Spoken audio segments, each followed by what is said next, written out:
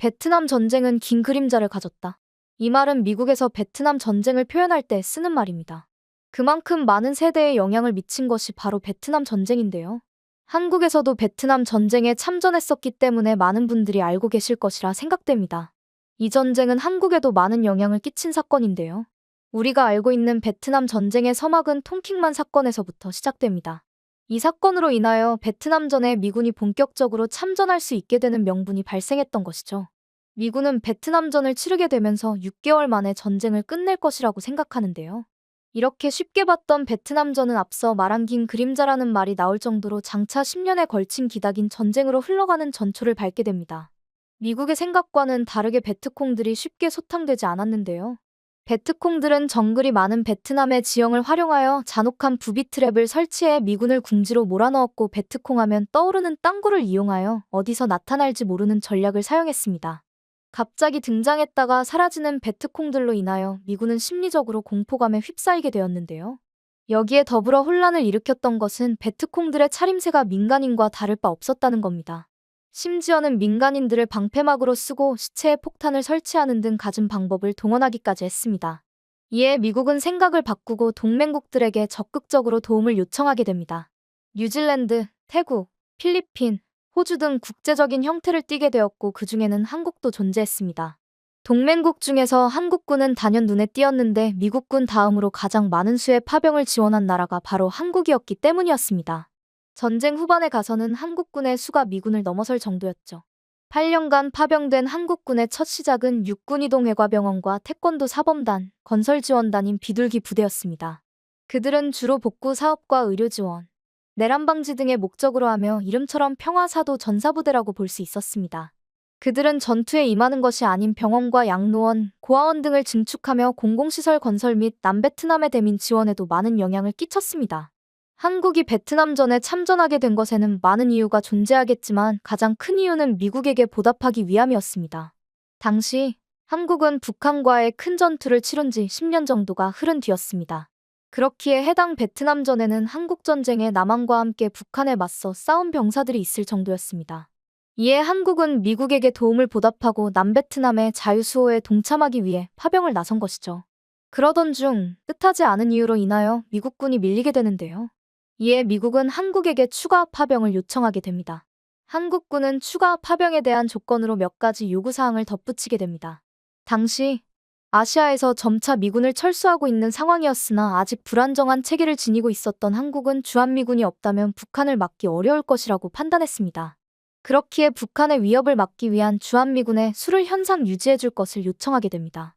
또한 미군이 한국군의 현대화를 지원해줄 것, 한국군의 베트남 파병에 필요한 모든 재원과 수송장비 및 급료를 포함한 전액을 지원해줄 것을 요구하게 되죠. 이 외에도 미국 정부에게 한국의 산업화 및 경제 발전을 위한 재정 지원을 늘리는 것을 요청하게 되었고, 미국도 이를 승낙하게 됩니다. 이와 함께 추가 파병을 나서게 된 것이 대표적으로 맹호부대, 청룡부대, 백마부대 등 일반적인 부대가 아닌 특수부대들이었습니다. 베트남전의 경우 한국군의 첫 국제적 개입이었기에 선임 지휘관으로는 손수 뽑은 육군사관학교 A급 장교들이 작전을 위해 선택받았습니다. 또한 자원병들로만 이루어진 맹호부대의 경우 자원한 인원이 많아 신체 조건부터 기술까지 갖춘 까다로운 조건을 통과한 병사만 채택되었다고 합니다. 한국은 상시적인 5만 명의 병력을 유지했으며 전쟁 기간 중에는 총 35만 명에 이르는 병력을 베트남으로 파병시켰습니다. 미군은 한국군이 처음에는 몸을 사릴 것이라며 못 믿었게 생각했으나 적군의 수색뿐만 아니라 전투 자체에도 엄청난 적극성을 보였습니다. 한국군은 한국전쟁을 치른 전적이 있었던 터라 베트남 전쟁에서 돋보이는 존재가 되었죠. 독자적으로 전술부터 실행까지 뛰어난 능력을 보여주었기에 미군조차도 한국군에게서 배워야 한다는 이야기가 나올 정도가 되었습니다. 한국군은 적의 위치가 발견되면 둘러싸고 천천히 포위하면서 적군이 빠져나갈 틈을 주지 않았다는 것으로 유명합니다. 특히 낮에는 적과의 교전을 치르고 밤이 되면 방어선을 지키기 위해 허리춤까지 물이 잠겨있는 곳에서도 서 있으며 적의 동태를 살피고는 했습니다. 이처럼 한국군의 명성은 날이 갈수록 올라갔습니다. 심지어는 작전 중 한국군이 1명의 사상자가 나오면 베트콩은 20명의 사상자가 나온다는 이야기가 있을 정도로 한국군의 위세는 대단했습니다. 이에 미군은 위험한 작전을 수행할 때면 한국군에 의존할 정도였다고 합니다. 그 위세는 북베트남에서 한국군을 만나게 되면 우선 후퇴하고 인민의 재산과 병력을 보호하라. 라는 지시가 있었다는 것만을 봐도 알 수 있을 정도로 한국군에 대한 공포감이 팽배했는데요. 한국군을 적으로 만나지 않은 것이 다행이라는 미군의 말이 있을 정도로 한국군은 적에게만은 자비가 없는 모습을 보였다고 합니다. 그에 반하여 고 최명신 파월사령관이 100명의 베트콩을 놓치는 한이 있더라도 1명의 양민을 보호하라는 지침을 내렸을 정도로 민간인들을 보호하기 위한 노력을 들였던 사실 또한 존재합니다. 베트남 전쟁에 대한 이야기는 미국에서도 많은 관심을 보이는 주제 중 하나입니다. 특히나 한국군에 대한 이야기에 관심이 많은데요. 이는 3년 전 베트남전에서 한국군은 왜 두려움의 대상이었을까? 라는 제목의 애니메이션을 올라오면서 한국군에 관련된 관심을 촉발시키게 되었습니다. 해당 영상은 현재 500만 회가 넘는 조회수를 올리며 현재까지도 많은 이들의 관심을 받고 있습니다. 이처럼 베트남전에 참전한 할아버지를 둔 일반인의 이야기를 발견하게 되어 여러분과 공유하고자 합니다. 해당 사연은 SNS 내용을 바탕으로 재구성된 스토리입니다. 저는 요즘 관심이 올라가고 있는 베트남전에 참전한 할아버지가 있습니다. 현재의 세대는 베트남전에 대해서 잘 알지 못한다지만 저는 할아버지를 통해 많이 들었습니다. 할아버지께 들었던 이야기를 여러분께 해드리면 좋을 듯하여 제가 대신 이야기를 꺼내고자 합니다. 할아버지는 여전히 그때의 모습이 아른거린다고 하시고는 해요. 저는 할아버지의 극적인 전쟁 이야기 속에서 특이하게도 한국이라는 나라를 처음으로 접하게 되었습니다. 다른 친구들은 K-pop 혹은 드라마를 통해서 접한 것과는 상당한 차이가 있죠. 그래서 친구들이 생각하는 한국과 제가 생각하는 한국이 많은 차이점을 보일 때마다 괴리감을 느끼고는 한답니다. 할아버지는 22살의 젊은 나이에 베트남전에 파병가게 되셨습니다. 당시 제 아버지가 막 태어날 무렵이었으나 국가를 위해서 참전하셨다고 하셨죠. 무조건 1년 안에 전쟁이 끝이 날 것이라 믿었지만 베트콩을 직접 직면하면서부터 틀어졌다고 합니다. 할아버지가 기억하는 것 중에서 가장 무서웠던 것은 정글에서 갑자기 튀어나오는 베트콩들과 부비트랩이었다고 해요. 특히 부비트랩이 어디에 숨겨져 있는지 알 수 없으니 매 순간이 긴장 상태였고 점차 전쟁 기간이 길어지자 집으로 돌아갈 수 없다는 두려움에 탈영하는 병사들도 많아졌다고 합니다. 할아버지는 전우들을 위해서라도 어떻게든 버티기로 했다고 하더군요. 전쟁은 갈수록 길어졌으나 동맹국이 투입되면서 조금씩 반전되는 추세를 보였다고 합니다. 특히나 한국군의 저력은 대단했다고 합니다. 저는 할아버지의 이야기를 들을 때마다 진실일까 싶은 부분이 있었는데요. 그건 바로 한국군에 속해 있던 한국 남자들이 드라마에서 보던 부드러운 이미지가 아니라는 것이었습니다.